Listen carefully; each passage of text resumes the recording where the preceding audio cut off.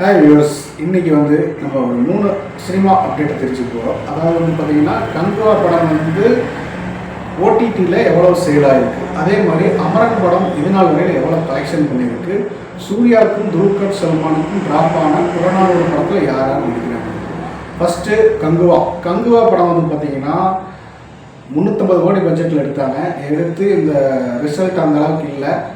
இருந்தாலும் தியேட்டரில் நல்லா தான் ஓடிட்டுருக்கு இந்த படம். இந்த படத்தோட ஓடிடி சேல் மட்டும் பார்த்தீங்கன்னா 100 கோடிக்கு ஆகிக்கிறதா காவல் இருக்குங்க. அடுத்தது அமரன் படம் பார்த்திங்கன்னா தீபாவளிக்கு ரிலீஸ் ஆச்சு. இந்த படத்தை ராஜ்கமல் இன்டர்நேஷ்னல் ஃபிலிம்ஸ் தயாரிச்சிருந்தாங்க. இந்த படம் பட்ஜெட் 120 கோடிக்கு எடுத்தாங்க. இந்த படம் தியேட்டரில் இன்னும் நல்லா தான் ஓடிட்டுருக்கு. 320 கோடி வரை பாக்ஸ் ஆஃபீஸில் கலெக்ஷன் பண்ணியிருக்கு. புறநானூறு படம் சூர்யாவுக்கு ட்ராப் ஆச்சுங்க. இந்த படத்தில் சூர்யா நடிக்கிற ரோலில் எஸ்கே நடிக்கிறாரு.